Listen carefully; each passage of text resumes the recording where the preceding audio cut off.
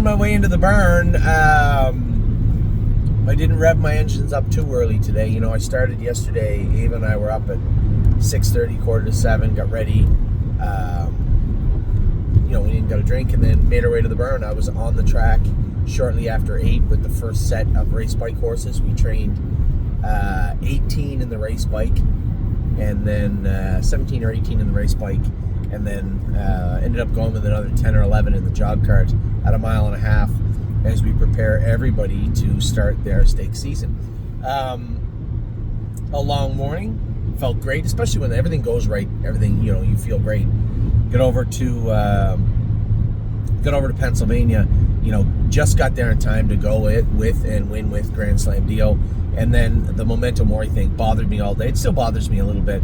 You know, Tim and I have talked a bit about it and have a plan formulated for Tuesday for Mori. See if we can't get him squared away properly and ready to go. My goal is obviously the 25th in Buffalo. That's my plan with him. Got to get him rolling, going properly. In a perfect world, you would see him qualify Tuesday, race the following week, and then that would be a prep heading into the Buffalo race. So we'll get over there, did that, closed out the afternoon over there with a 5th with Melisandre. I was indifferent to her race. I thought she could have done a little better, but I thought she raced well again. She had to trot with 56-3, 56-4 again. So I guess I wasn't disappointed, but I do think that she at least in yesterday, she held back a little bit. I was left with feeling that maybe the flip-flops on that track, great track yesterday, a little bit of a cushion, but she does wear flip-flops. Did that play a role? Now, that would fall under nitpicking. I don't really think that would be a justification for her not trotting in 55-4 or 56 flat. But every week she gets a little bit better, so I guess I'll cut her some slack. Made my way over to Northfield. Got there just in time to drive Oh Hill No. Now, I wasn't terribly pleased with Oh Hill No's mile, but she is not going to trot in 56 at Northfield right now. So again, I'm left feeling, geez, 58 over Northfield, that's somewhere in her wheelhouse. I will say that she seemed a little flat in the straightaways, but trotted the turns great. Now, which is quite the transition, because in her first start, I really had to watch her in the turns, and yet I could use her as I wanted in the straightaways. So I'm left trying to figure out what went on there. Now, with her racing yesterday, generally we'd give her the day off today, but when I get there here in another 15-20 minutes, I'm going to tell Kayleen Cordon to get her ready. I want to jog her. I want to see what she's doing today. I'm trying to figure out what is bugging her, what is biting at her.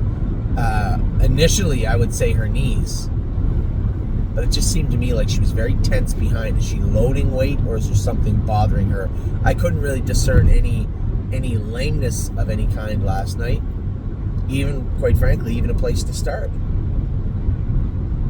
But I do want to have a look at her again today, and that's what I'm going to do. So, it's worth noting that the other class that Freedom Hill was in went 58, and poor old Hill Nose left going and trying to trot in 56. So, quite a difference there for this, I believe, the same class. I don't have to believe. I can look. Don't worry about it. And then I went with, how do I go back the one day there? Go back. And then I went with Freedom Hill later on, and she was, I just wanted to check and make sure it was the same class. It is 11-4, 11-4. So one class goes in 56 flat, the other one goes in 58-1 last quarter and 30-3. I would have been happy to flip-flop them. I believe Freedom Hill can follow any kind of speed. She should have probably won last night, but it's pretty hard to fault a filly that 9 out of 10 in the top 3 and really puts in a decent effort every single time she goes behind the gate. So it's really hard for me to not like what I see from Freedom Hill. But I would have been much happier to race Freedom Hill in the 56 class, because I'm sure she would have been second in there also. So we'll see, hopefully a little better draw next week with Oh Hill No. Maybe she catches a softer crew. But for right now, I want to get a look at her today just to see what's what. Next horse was Save America, a winner in 49-3. Makes it very tough for me, because I had a number of clients, and the clients that emailed me over last night, texted me, and today are clients that I suspect probably don't watch my videos very much. So they were left wondering why I would possibly send Save America to the east coast of Canada when he just won at 49-3, or for the people that messaged me before, when he could be an open horse. It's a very, very fair questions. So when you look at Save America, we're at June the 5th right now. So 4, 8, in 9 weeks would be the Gold Cup and Saucer. 8 weeks would be the elimination. 7 weeks, probably 6.5, we'd have to send him there. So between now and the Gold Cup and Saucer is 6 weeks. You wouldn't race him every single week. So let's say you have 5 starts. Those 5 starts, yesterday he raced for $8,000 US, but $8,000.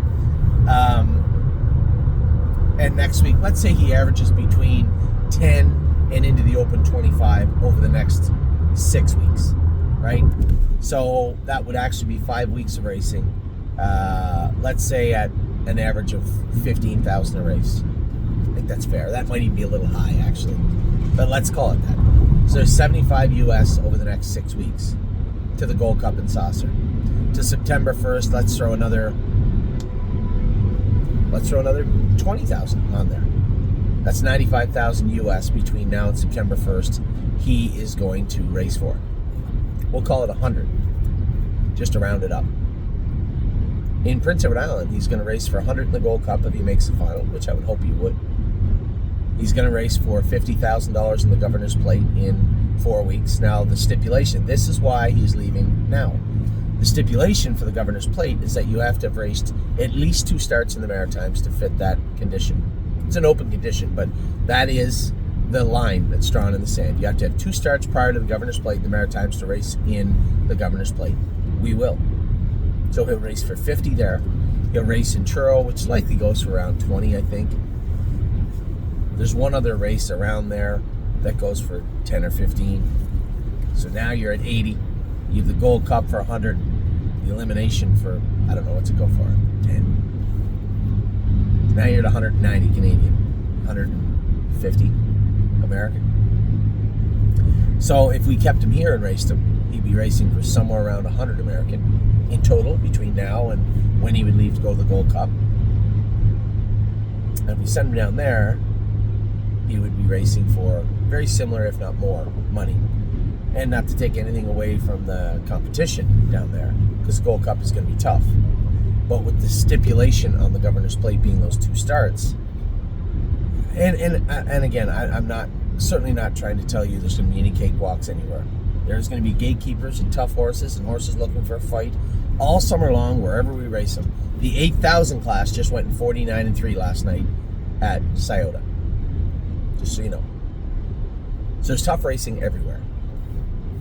But dollar for dollar, race for race, competition being as it may, I believe the smarter choice was PEI. He's going to come back from the Maritimes sharper, fresher, and feeling good and ready for the fall, as opposed to having to face tigers every week in every class that he finds here in Ohio, wherever that might be.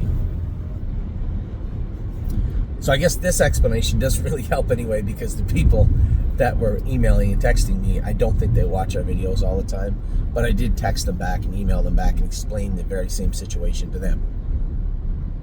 So that is how Save America ended up going to the Maritimes. And for everybody else that emailed me, and there was a lot, saying, but what about another Gold Cup horse? Are you going to have somebody else for the Maritimes also?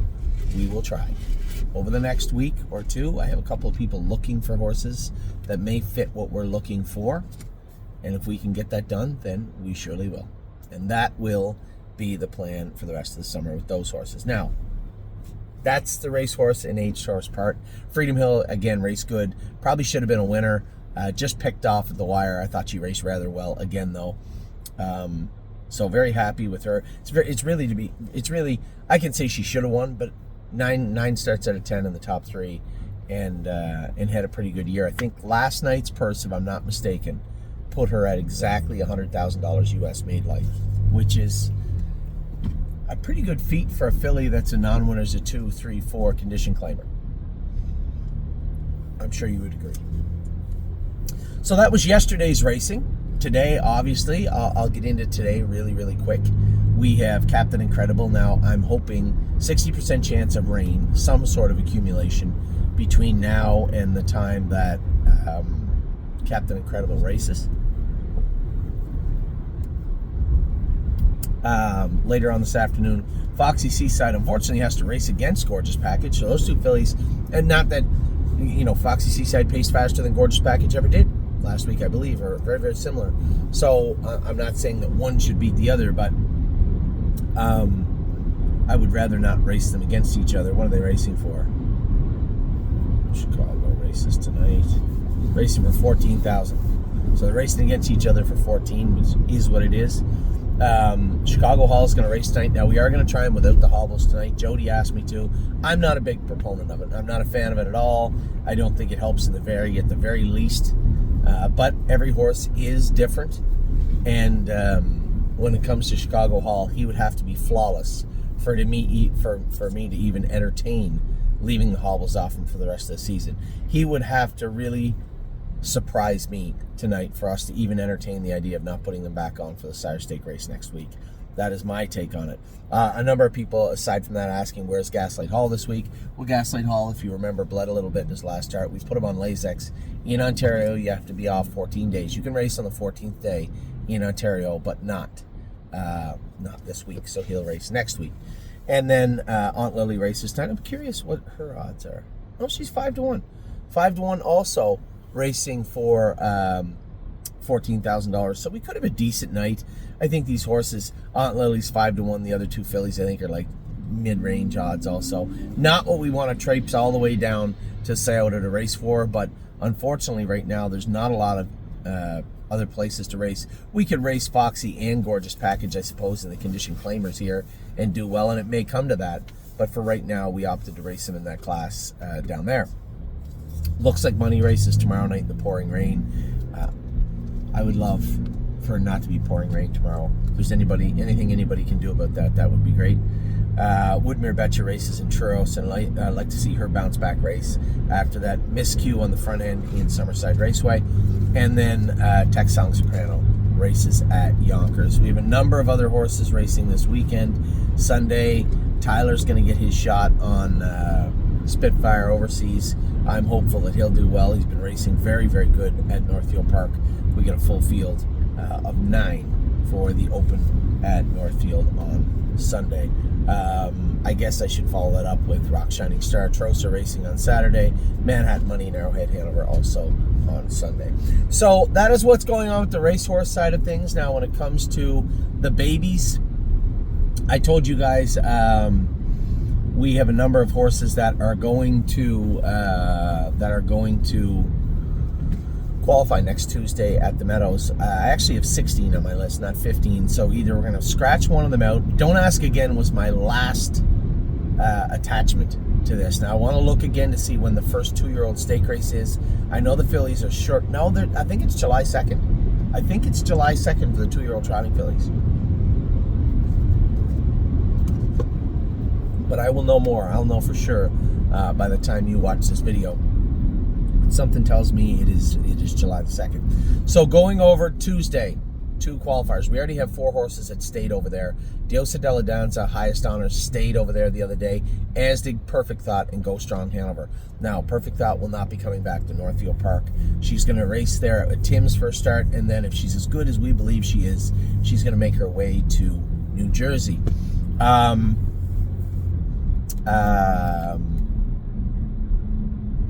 As it pertains to the 2 Ohio-bred Pacers, I left them over there. I just didn't want to ship. Left them over there to qualify on Tuesday. If they're going to race 2-year-old races at Scioto, I would like to prep them both there.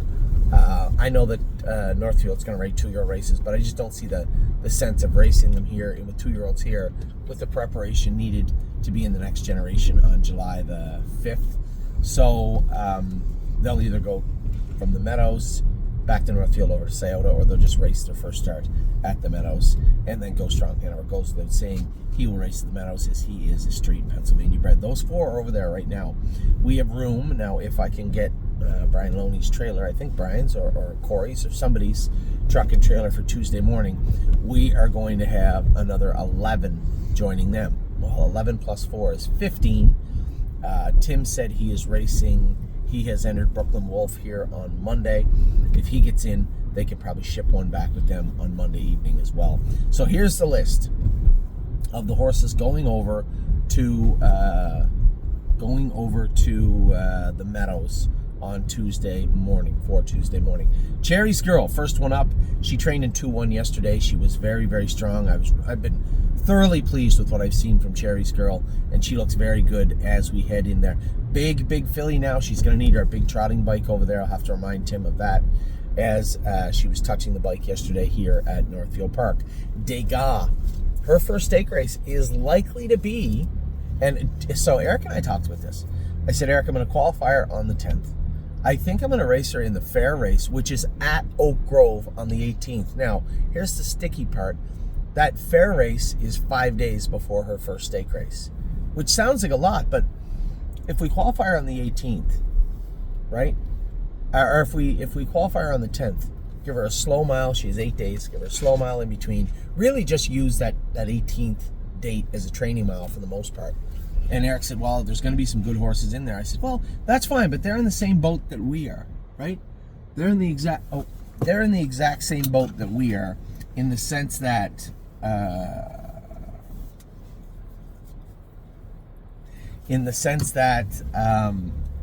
do you want to come back in 5 days? And I said, well, we can do a number of things. If we put her in to go and see a number of horses that look like they might be top of the line, they're looking for a fight type horses, we just simply scratch her. Just pay the $100 or whatever the hell it is and scratch her. Otherwise, we can go in there, let her look at the track, let her look at the gate, and let her race in a very guarded mile. It's not that hard to do. She, of all our horses that are going to be going down to Kentucky, her, Xena, likely Jailbird Jog, a host of others, she seems the most sensible at the moment. Now, Xena seems good too, but she can get a little keyed up. I don't really have much interest in cutting her loose 5 days before. It just seemed to me that Degas, who's another one of those horses I like to say, she uses those training miles to her advantage all the time. She gets stronger and stronger and stronger. I don't think I'd have a problem doing that with her on the 5-day turnaround. I don't want to do it with Xena. I certainly don't want to do it with Jailbird Jog. And as I say it out loud, I don't think either of those horses are paid into the fairs anyway down there. But Degas is. In New York is another one. But again, his knees have bothered him from time to time throughout the spring. So for that reason and that reason alone, I don't know, or I don't think that maybe that would be the best course of action for him. So as I say it out loud right now, the only horse that might race on the 18th in Kentucky would be Degas. And that's not a certainty. That's just me talking out loud. We'll see how everything goes between now and then. But she will be in the Meadows on Tuesday to qualify. Diosa Della Danza goes out saying she trained so good the other day. She is going to be qualifying at the Meadows also. Don't Ask Again was the one that I added last. Is she ready? Well, here's my take. It's hard to train her by herself. She's training on a half-mile track. She's a bigger filly. Why don't we bring her over to the Meadows? She's ready to go wherever we want to go with her, wherever she is ready to go with us. But she has to put forth the effort. So I don't really know what delaying her going over there would do for us. I think it makes the most sense to get her over there and get her qualified. Go Strong Hanover makes sense also. He's a PA bred, same as she is. He's over there right now. He trained in 2-3 twice now, once at Northfield, once at the Meadows. He'll qualify. I suspect he'll qualify in 2 minutes, 2-1 next Tuesday. Highest Honors, I'd like to go a mile in 57 or 58 with him next Tuesday. Jason went a mile in 2-1 with him on Tuesday morning at the Meadows. He was fine. Jailbird Jog was very, very good. As I said to you, I'd like to contain her. I'd like to just drop her in around 4th or 5th, follow, have her trot down the lane a little bit. That's what I would like to see Jailbird Jog do. If she gets a little antsy throughout the mile, I will have to move her just to make sure she doesn't break rule number 1. But this filly is going to give us the most dialogue. And you know, I had a great talk with Steve yesterday about Jailbird Jog. He was asking about Pass. I told you guys about this. And I said, you know, she's going to have to tell us. As of right now, I feel she should go to Kentucky. She can go to Kentucky, get a short break before the first stake race at Lexington. we can give her a little break, a little rest, relaxation. The thing with her is she's not a big filly. She wears a tight hobble, and she runs hot. So she can burn herself out a little bit, right? She reminds me a lot of the filly we had a few years ago, Bomb Hugger. But actually, quite frankly, even a little more depth in Jailbird Jog than there was in Bomb Hugger. She was super handy and was nice to drive, and a real nice filly. Really good at 2 for us, and come back decent at 3. But Jailbird Jog just seems like a bulldog right now, and can go super fast right now. But can she contain herself? Can we manage her through the whole year so that her last start looks like her first one? A more polished version even, albeit. I don't know. And I think with her, the one thing about her is, do not leave with her. I know she can. Do not leave with her. So I want to take her back. She's been very manageable at the gate. Take her back, and she follows quietly. But as you start to edge out around that wheel, she goes from mild slumber to wide open like that. And you have to just allow her to just relax. And that's why I mentioned yesterday, great horse for James or Scotty. I can drive the filly, but I'm looking ahead also and saying, well, truth be told, the final in Oak Grove, I'm going to be in Cooperstown, New York with my son. And that was set in stone before we bought Degas, to be honest. So I'm going to go down and I'm going to race Degas and those horses in the first leg. I'll ask Scotty if he has anything to do to go down. If he's there, I'll go down and go with Degas because she's easy to go with. If we're racing in New York, I'll go within New York. Easy to race. Jailbird Jog, I think, is the type of filly that one of these drivers would like to hook onto. Now, you may look back at this 8 months from now and I have egg in my face because you still have to do it, right? Me telling you that Jailbird Jog is good enough does not mean you're going to see it, right? And you know exactly what I'm talking about. All these horses have to go out and get it done. I can tell you what they're capable of in my mind. I can tell you what I think they can do. I can tell you their strengths and weaknesses. But I do not have a crystal ball, and I do not know who's going to go out and be the horse I want them to be. If I was to guess, though, Jailbird Jog will be that horse. So I suspect I'll speak to Scotty about it. And then I quite frankly, I said to Steve, Mark, this is a type of horse where my brother Mark would excel with also. I know him.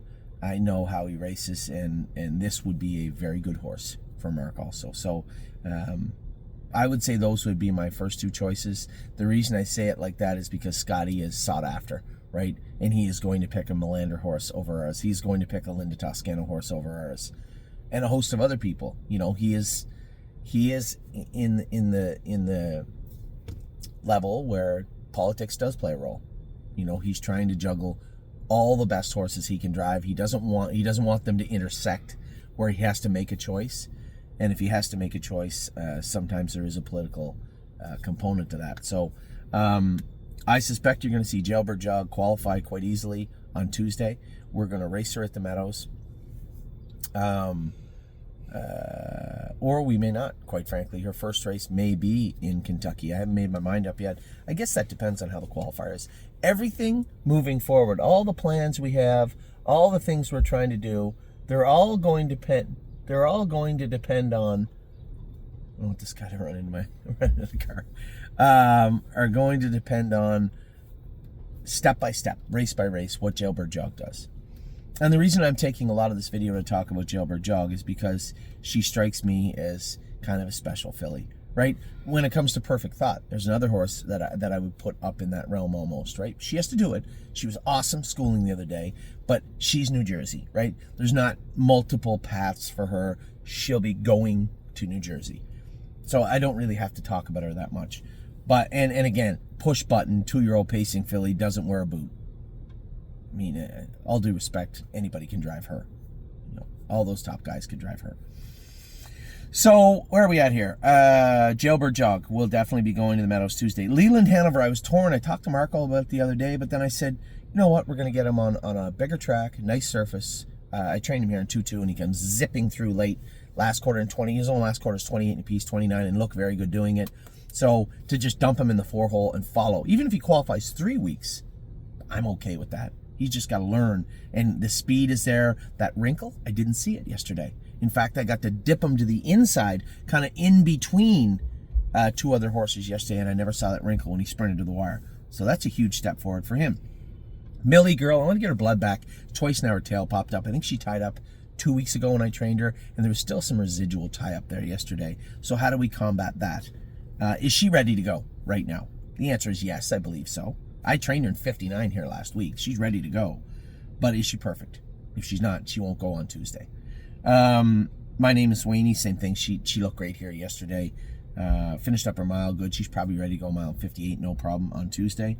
Perfect Thought, I schooled in 58, come like 27 seconds. She was very, very good in her schooler all by herself virtually. I think we're going to have a lot of fun with this filly. I put her on the same supplement that we have Captain Incredible on. Somebody asked me the other night, I believe it's called OptiWise. Dr. Latessa had sent me the link for it. I don't know. You're going to say, oh, does it work? I think so. I hope so. Paid a lot of money for it. I hope it does. But we'll see. This filly's on the same supplement also. Pretty Eyes and Lies. I can't think of a reason she shouldn't go.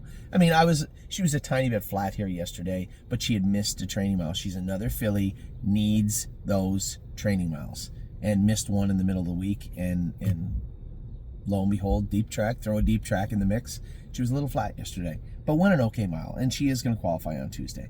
Royal Flush Dio, I think, needs to go over. I don't know what he is yet.